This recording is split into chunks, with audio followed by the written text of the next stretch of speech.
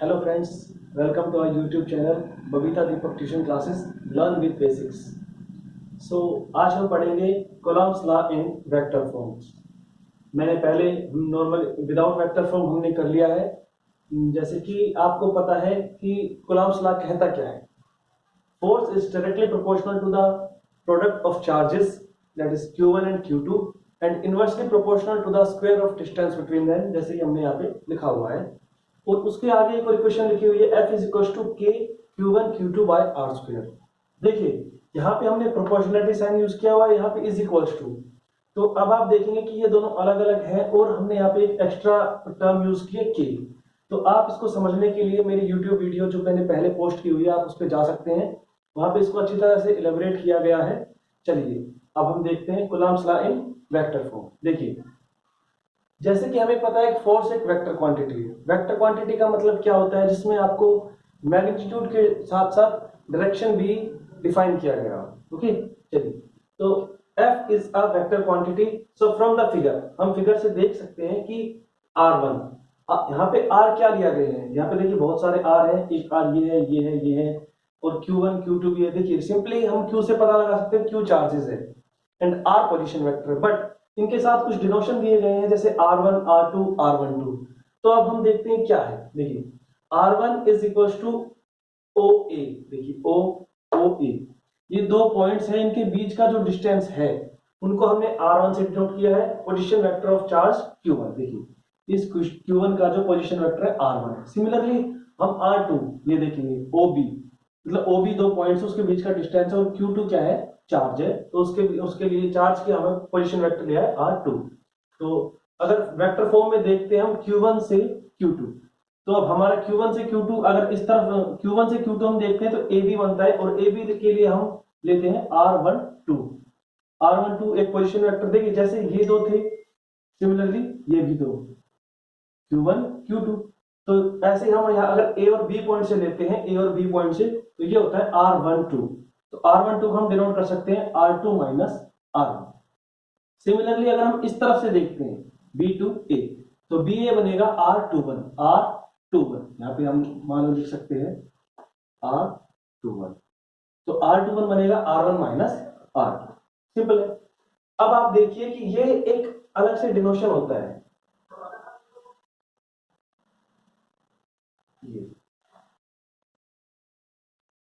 ये जो दो टर्म्स है ये मैंने पहले भी बताई हुई है मेरी दूसरी वीडियो में, जो कूलम्ब्स लॉ की पहली वीडियो है, और ये यहाँ पे भी बहुत यूज होंगी। तो आप देखिए कि इस वीडियो में, सॉरी, जो ये डेरिवेशन है उसमें इस दो का, ये R12 एंड R21 इनका यूज होगा, और हमें इनकी वैल्यू पुट करनी पड़ेगी जो हमें यहाँ से निकालनी पड़ेगी। चलिए देखते हैं।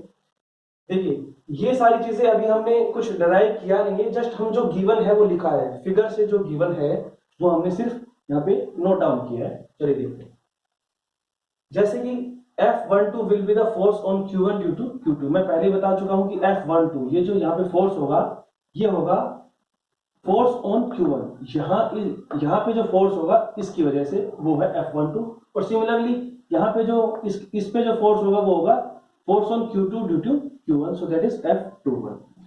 सो जैसे कि अगर हमें मान लो निकालना है AB from A to B, तो अब हम क्या निकालेंगे, F21 दिस वन F21 मतलब Q2 पे निकालेंगे ड्यू टू चार्ज Q1। सो देखिए अकॉर्डिंग टू कूलम्ब्स लॉ हम देख सकते हैं F21 is equal to 1/4 pi epsilon not Q1 Q2 by AB square.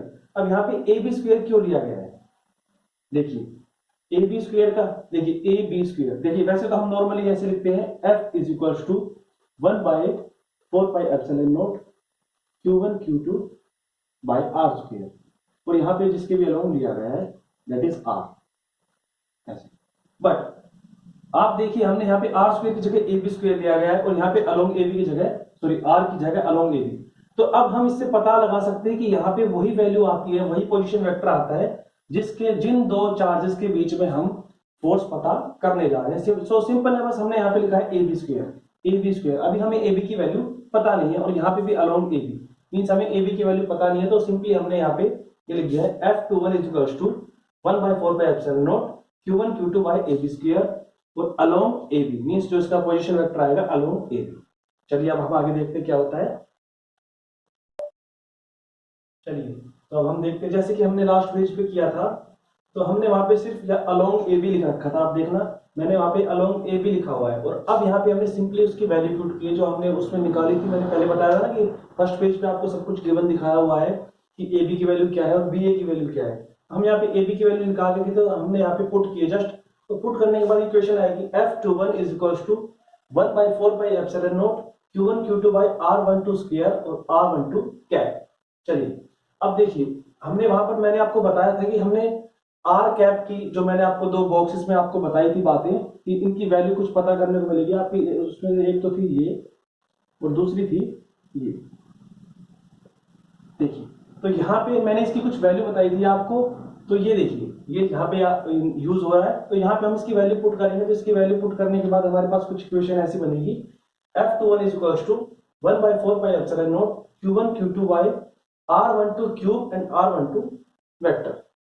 चलिए, और उसके बाद मैंने आपको ये और वहां पे गिवन था कि इसकी वैल्यू क्या होती है, जो R12 था हमारे पास, इसकी वैल्यू थी हमारे पास R2 माइनस R1। ठीक है, देखिए अब ये वाली इक्वेशन हमें दोबारा इसमें यूज कर देनी है। तो यूज करने के बाद हमारे पास ये वाली इक्वेशन बनेगी 1/4 pi epsilon not Q1 Q2 by R2 minus R1 cube और R2 माइनस R1। देखिए अब हमारे पास ये एक इक्वेशन बनाई है। चलिए अब हम कुछ स्टेटमेंट देखते हैं इसकी कि if Q and Q2 are of same sign, अगर ये दोनों चार्जेस सेम साइन के होते हैं, मे भी पॉजिटिव हो सकते हैं या नेगेटिव हो सकते हैं। आपने पढ़े होंगे सिर्फ दो टाइप के चार्जेस हो सकते हैं, उनके जो टाइप्स होते हैं। तो if Q1 and Q2 are of same sign का मतलब अगर नेगेटिव नेगेटिव हुए तो भी पॉजिटिव होने हैं, तो पॉजिटिव है तो ऑब्वियसली है पॉजिटिव हो।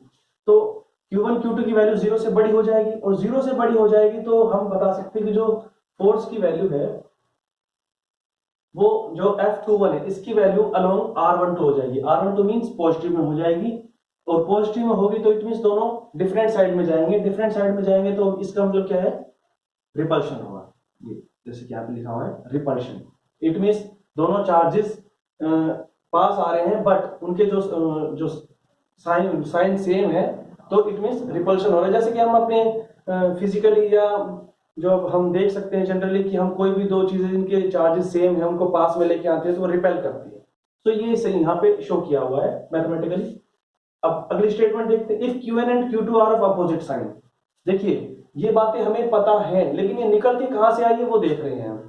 ठीक है, जैसे कि हमें पता है कि भाई सेम जो चार्जेस होते हैं वो रिपेल करते हैं और अपोजिट चार्जेस अट्रैक्ट करते हैं। तो ये सारी बातें हमें पता है, लेकिन ये बेसिक्स है, तो मतलब पता कहां से चली है वो बातें हम सीख रहे हैं।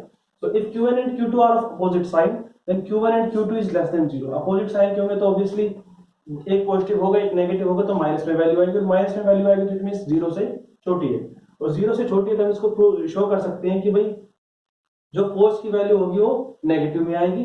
जैसे कि आपको पता है कि भाई साइन नेगेटिव हो जाए तो नेगेटिव में आएगी, नेगेटिव का आएगा मतलब इसका मतलब क्या है, वहां पे अट्रैक्शन होगा, दोनों चार्जेस एक दूसरे को अट्रैक्ट करेंगे। अब देखिए हमारे पास ये दो वैल्यूज आई है A एंड B। अब हम यहां से एक बात पता लगा सकते हैं कि सिमिलरली अगर हम ये जैसे हमने F21 की वैल्यू निकाली है, अगर F12 की वैल्यू निकालते हैं तो क्या कुछ आती है वो देखते हैं। देखिए F21 की वैल्यू निकाली थी तो यहाँ पे R12 आया था। अब देखिए यहाँ पे R21 आया है, सिमिलरली यहाँ पे भी R21 आ जाएगा।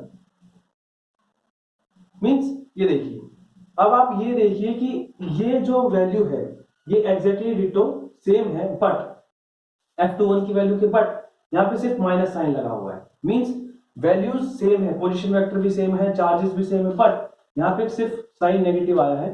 तो मींस हमारे पास लास्ट में डेरिवेशन में ये वैल्यू आई है। अब इससे हमें एक बात पता लगती है कि साइन से देखिए दोनों फोर्सेस इक्वल है, F12 is equal to minus of F21। तो हम यहाँ पे एक बात पता लगा सकते हैं जो कि हमें पता भी होगी, न्यूटन्स थर्ड लॉ, कि for every action there is equal and opposite